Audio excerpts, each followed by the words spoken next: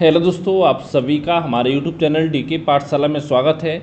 दोस्तों, जैसा कि आपने थंबनेल देख लिया होगा, आज की इस वीडियो में हम बात करने वाले हैं दोस्तों जो आपका यूपीपीएससी आरओ एआरओ का री एग्ज़ाम होने वाला 2023 वाला, उसकी तैयारी के बारे में। क्योंकि दोस्तों आपको पता होगा एग्ज़ाम आपका 22 दिसंबर को होने वाला है और आज आपका हो गया है 20 जून, यानी कि आपकी जो एग्ज़ाम है उसमें मात्र 6 महीने समय बचा हुआ आपके पास।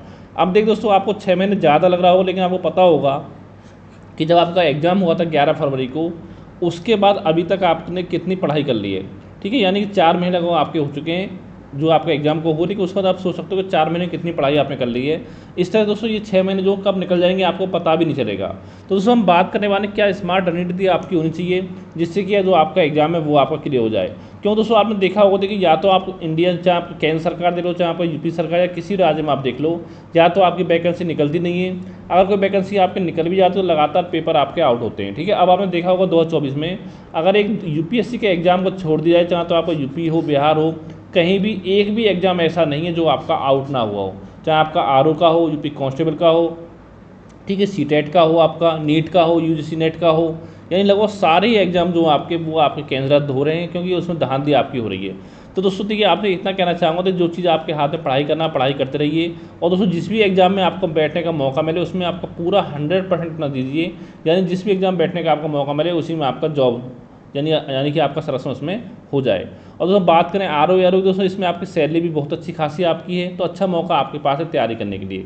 सबसे पहले दोस्तों मैं आपको बताना चाहूँगा कि हमने आपके लिए व्हाट्सएप ग्रुप बनाए हुए हैं। अगर दोस्तों आपको R O A R O की तैयारी का पूरा कंप्लीट स्टडी मटेरियल चाहिए तो दोस्तों इसके लिए हमने 2 व्हाट्सएप ग्रुप बनाए हुए हैं आपके लिए।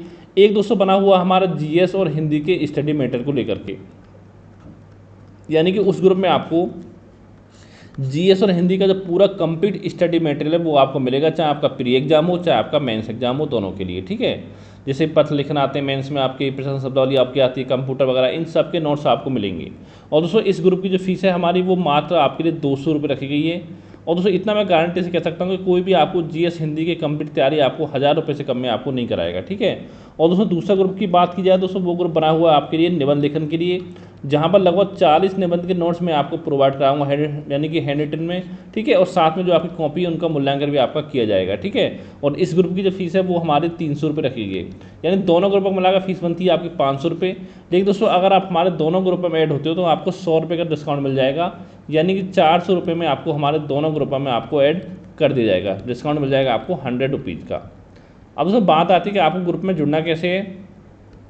तो दोस्तों उसके लिए क्या करना था कि ये मेरा व्हाट्सअप नंबर है, इस पर आपको मैसेज करना है 7042654209 पर। ठीक है, इस नंबर पर आपको मैसेज करना है, तो आपको जो भी आपको ग्रुप में ऐड होना है तो उसकी रिगार्डिंग आपको सारी जानकारी मिल जाएगी। आप इसी नंबर पर पेमेंट करके आप मुझे स्क्रीनशॉट भेज सकते हो, तो उसके बाद आपको ग्रुप में ऐड कर दिया जाएगा जहाँ पर आपको स्टडी मटेरियल मिलेगा। ठीक है, ये दोस्तों बात होगी हमारे ग्रुप की। वो दोस्तों मर्जी आपकी कि आप ग्रुप में ऐड होना चाहते हो नहीं होना चाहते हो, लेकिन इतना मैं गारंटी आपको दे सकता हूँ कि अगर आप हमारे दोनों ग्रुप में ऐड होते हो तो उसके बाद बाहर से कुछ भी पढ़ने की तो आपको नहीं पड़ेगी, पूरा स्टडी मटेरियल जो आपको टेस्ट के सहित वो सभी हमारे ग्रुप में आपको मिल जाएगा। ठीक है, अब हम बात करते हैं क्या रणनीति आपकी होनी चाहिए। तो दोस्तों देखिए, सबसे पहला जो स्टेप आपको करना है वो दोस्तों आपका है PYQ, यानी कि प्रीवियस ईयर क्वेश्चन पेपर्स। ठीक है, इसमें क्या करना है दोस्तों, जो आपका आरओ एआरओ के पेपर हुए हैं आपके 2013 से लेकर अभी तक के, चाहे प्री के हों चाहे मेंस के हों, वो दोस्तों सारे आपको सॉल्व करने हैं। और सॉल्व करने के बाद दोस्तों एक काम आपको और करना है कि देखिए जिस टॉपिक से क्वेश्चन आपके एग्जाम पूछे गए हैं वो सारे टॉपिक आपको नोट करने हैं। उससे दोस्तों फ़ायदा ये होगा, जैसे मान लो इतिहास में आपने जो टॉपिक नोट किए, जब भी आप इतिहास पढ़ने बैठो तो पहले उन्हीं टॉपिकों को आप अपना कवर कीजिए। ठीक है, जो टॉपिक आपके एग्जाम में पूछे गए हैं। और यही काम करना दोस्तों आपको यूपी पीसीएस के लिए, जैसे कि यूपी पीसीएस के 2019 से लेकर अभी तक जो भी आपके एग्जाम हुए हैं वो भी सारे आपको सॉल्व करने हैं और साथ में उनके टॉपिक भी आपको नोट करने हैं। ठीक है, ये बात हो गया। और साथ दोस्तों एक काम यहाँ पर आप और कर सकते हो, देखिए जो आपका यूपी पीसीएस का एग्जाम होने जा रहा है, यानी कि 22 अक्टूबर को प्री का होगा, उसका क्वेश्चन पेपर आपको अच्छे से तैयार करना है क्योंकि एग्जाम आपको दिसंबर में आ होगा, तो बहुत टाइम आपको मिल जाएगा। और साथ ही जो अभी आपका यूपीएससी का एग्जाम हुआ है 16 जून को, उसमें से दोस्तों उसको भी आपको पूरा एनालिसिस करना है। जैसे दोस्तों उसमें क्वेश्चन पूछा गया था कि जो परिसीमन आयोग अब तक कितनी बार लागू किया गया, लगाया गया। ठीक है, ठीक है, तो उसके लिए क्या उसमें पूछा गया, लेकिन उसको टॉपिक को पूरा आपको तैयार कर लेना है। जैसे पहली बार कब लगाया गया, आखिरी बार कब लगाया, यानी कौन कौन से में लगाया गया, कौन लगाता है इसको। ठीक है, वो इस तरह से टॉपिक आपको कवर करने हैं, यानी ये 2 पेपर भी आपको सॉरी अच्छे से देखना। तो इतना दोस्तों मैं गारंटी आपको दे सकता हूँ कि अगर आपने पीसीएस का एग्जाम जो 22 अक्टूबर हो वो आपने सॉल्व कर लिया और साथ में यूपीएससी का अच्छे से आपने सॉल्व कर लिया। ठीक है, और जो टॉपिक से क्वेश्चन पूछे जाते हैं, तो उससे 4-5 क्वेश्चन हो सकता है कि आपको एग्जाम में देखने को मिल जाए RO वाले में। तो ये काम आपको करना, पहला स्टेप दोस्तों आपको ये होना चाहिए। अब हम बात करें दूसरे स्टेप दोस्तों क्या है, देखिए जो आपको घटना चक्र आपके आते हैं हर सब्जेक्ट के, वो भी दोस्तों आपको परचेज करना है, घटना चक्र पूर्वावलोकन। इससे दोस्तों फायदा देखिए आपको ये होगा कि देखिए इसमें जो भी क्वेश्चन आपके पूछेंगे वो सारे क्वेश्चन आपको तैयार करने हैं। अब तैयार दोस्तों कैसे करने, जैसे मान लो आप इतिहास में पढ़ रहे हो सिंधु घाटी की सभ्यता, तो पहले उस टॉपिक को आप बुक से पढ़िए, बुक से पढ़ने के बाद दोस्तों फिर जो इसमें क्वेश्चन दे रखे हैं घटना चक्र पूर्वावलोकन में आपके, वो क्वेश्चन वहाँ पर फिर आपको अपना सॉल्व करने हैं। इस तरह से आपको पढ़ना है, ठीक है। इसके बाद दोस्तों अगला जो स्टेप है वो दोस्तों आपको होना चाहिए, देखिए जहाँ से आपके ज़्यादा क्वेश्चन पूछे जाते हैं, ज़्यादा क्वेश्चन जो आपके आते हैं, वो दोस्तों सब्जेक्ट जो आपका पहले सब्जेक्ट है आपको तैयार करनी है। जैसे दोस्तों मैं अगर एग्जाम के लिए बात करूँ, जैसे कि आपका आधुनिक इतिहास है, यहाँ देखिए 10-12 क्वेश्चन आपके एग्जाम में हर बार पूछे ही जाते हैं, तो ये आपको तैयार होना चाहिए। इसका दोस्तों हम बात करें इंडियन ज्योग्राफी, तो यहाँ भी 10-12 क्वेश्चन आपके आते हैं, वर्ल्ड ज्योग्राफी से भी 8-10 क्वेश्चन आपके आते हैं, ठीक है। और जैसे कि आपका रीजनिंग वगैरह हो गया, तो रीजनिंग यहाँ से भी 8-10 क्वेश्चन आपके आ ही जाते हैं। तो दोस्तों देखिए जो भी सब्जेक्ट आपके ऐसे जहाँ से ज़्यादा क्वेश्चन आते हैं, पहले वो आपको तैयार करने हैं। अब देखो पढ़ना सब कुछ नहीं, मैं पहले आपको बता सकता हूँ, लेकिन जो चीज़ इंपॉर्टेंट है पहले वो आपको पढ़नी है, जहाँ से लगातार क्वेश्चन आपके एग्जाम पूछे जाते हैं, वो टॉपिक आपको तैयार करने हैं, ठीक है। इसके बाद देखिए दोस्तों इसमें एक चीज़ और आपकी याद है, जैसे कि आपका मान लो प्राचीन इतिहास है और मध्यकालीन इतिहास। देखिए अगर आपको लास्ट में समय नहीं मिलता है, तो दोस्तों इन दोनों में से एक इतिहास को चाहो तो आप छोड़ सकते हो। ऐसे दोस्तों मैं क्यों बोल रहा हूँ कि आयोग क्या करता है हर साल आपका, चाहे PCS का एग्जाम चाहे RO का हो, किसी न किसी या तो प्राचीन इतिहास को या मध्यकालीन इतिहास को, एक को लगभग आपको गायब सा ही कर देता है एग्जाम में, ठीक है। तो यानी अगर आपको टाइम कम मिले तो आप इसको एक को छोड़ सकते हो, टाइम आपको पर्याप्त है तो आप दोनों को पढ़ सकते हो। और दोस्तों बात करें कहाँ से पढ़ना, दोस्तों इस पर मैं ऑलरेडी कई वीडियो बना चुका हूँ पूरी बुक लिस्ट को लेकर के, वो वीडियो आप जाकर देख सकते हो कि किस सब्जेक्ट से कौन सी किताब आपको पढ़नी चाहिए, ठीक है। ये बात होगी आपकी।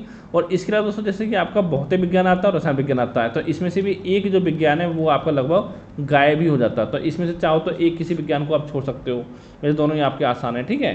तो ये दोस्तों इतना प्रोसेस आपको अपनाना तीसरे पार्ट में। अब दोस्तों चौथा जो पॉइंट दोस्तों वो आपका आता है कि आपको प्री के साथ साथ आपको मेंस की तैयारी भी साथ में करनी है।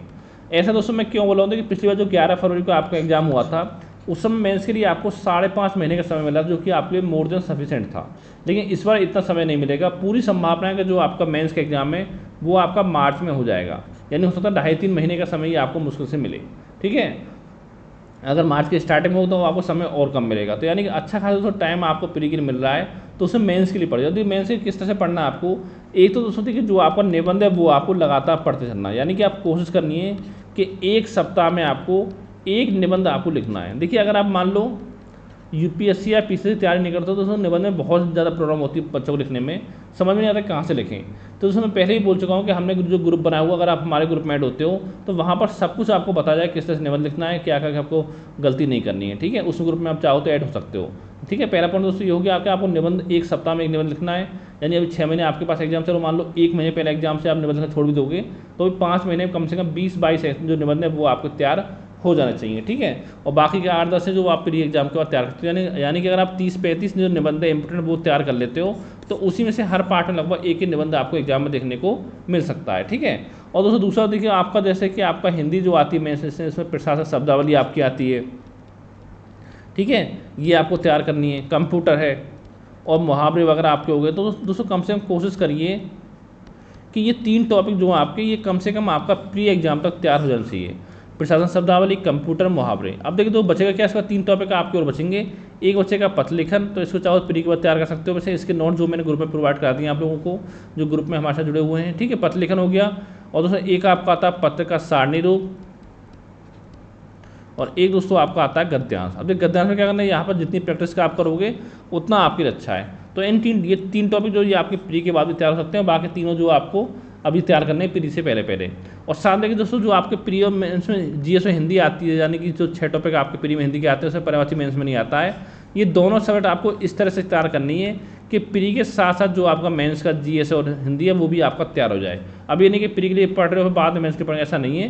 केवल जो प्री मेंस में टाइम मिलेगा उसमें केवल आपको रिवीजन करना पड़े, कुछ भी आपको नया नहीं पढ़ना पड़े, ठीक है। नया पढ़ोगे तो वो पढ़ना आपको करंट से संबंधित जो भी कोई रिपोर्ट वगैरह अपडेट हुई हो आपकी, वही आपको पढ़ना पड़ेगा, ठीक है। इसका दोस्तों अगला स्टेप जो आपका आता है, वो बच्चे सवाल पूछते हैं कि हम कितने घंटे पढ़ें। तो देखिए दोस्तों, ये आप पर डिपेंड करता है कि आप कितने घंटे पढ़ाई कर सकते हो। अगर देखिए दोस्तों आपका मन लग रहा है तो आप 8-10 घंटे पढ़ सकते हो दिन में। अगर जब पढ़ाई मन नहीं तो 5-6 घंटे पढ़ सकते हो। ठीक है, तो दोस्तों ये आपके मन पर डिपेंड करता है कि आपको पढ़ाई मन लग रहा हो। ये नहीं कि बेमन से आप दिमाग कहीं आप घूम रहा पढ़ाई करो, उससे कोई फायदा नहीं है। वैसे दोस्तों अगर मुझसे पूछा जाता है कि आप कोशिश करिए दिन में लगभग 7 से लेकर के 8 घंटे आप पढ़ने की कोशिश करिए, क्योंकि हो सकता है कि हफ्ते 10 दिन में एक आध दिन ऐसा आपका आ ही जाता है कि कहीं आपको जाना पड़ जाए, ठीक है, या आपकी पढ़ाई ना हो पाए किसी कारणवश, तबीयत खराब हो जाए। तो यानी 7-8 घंटे लगातार पढ़ने की कोशिश करिए। अगर दोस्तों 7-8 घंटे 6 महीने पढ़ लो अच्छे से, तो अच्छी खासी तैयारी आपकी अच्छे से हो जाएगी। अब देखिए दोस्तों होता क्या है, कोई चीज़ अगर आप पहली बार पढ़ रहे हो तो उस समय आपको पढ़ने में टाइम ज़्यादा लगता है, लेकिन फिर आप रिवीजन करोगे तो बहुत ही कम समय में जो आपका रिवीजन है वो आपका हो जाता है। और दोस्तों देखिए आपको कोशिश करनी है एग्जाम में लगभग, देखिए अगर हम बात करें जीएस की, तो यहाँ पर कोशिश करनी है आपको 80 से लेकर के 85 नंबर जो आपके वो आपके आने चाहिए प्री एग्जाम में। और हिंदी में जो आपका 50 से लेकर के 55 का टारगेट लेके चलना है आप कम से कम 55 मार्क्स का। यानी कि अगर दोस्तों आपका 130 से लेकर के 140 के बीच में अगर आपके मार्क्स बन रहे हैं तो 100% दोस्तों आपको मेंस एग्जाम देने का मौका मिलेगा। और दोस्तों हो भी सकता है कि 130 से नंबर पर कम कट ऑफ चले जाए, लेकिन दोस्तों 130 पर क्या होगा, अगर आपके 130 नंबर कन्फर्म आ रहे हैं तो देखिए आपको जो मन में डाउट होता है कि हम प्री निकलेगा नहीं निकलेगा, तो वो उस डाउट में आप नहीं रहोगे। हो सकता है 127-28 कट ऑफ जाए, लेकिन उसमें क्या होगा, आपको मन में डाउट होगा प्री निकलेगा नहीं निकलेगा। तो उस बीच में जब तक आपको रिजल्ट आता है प्री के 1-1.5 महीने बाद तक, तो उस समय आपकी जो पढ़ाई है वो आपकी अच्छे से नहीं हो पाती है। ठीक है, ये दोस्तों टारगेट चलना है आपको। अगर दोस्तों इसके अलावा कोई आपके मन में डाउट हो, सवाल हो, तो मुझे व्हाट्सएप पे आप मैसेज करके पूछ सकते हो, चाहे आप हमारे ग्रुप में जुड़े हो या ना जुड़े हो, उससे कोई फर्क नहीं पड़ता है। ठीक है, तो थैंक यू फॉर वॉचिंग।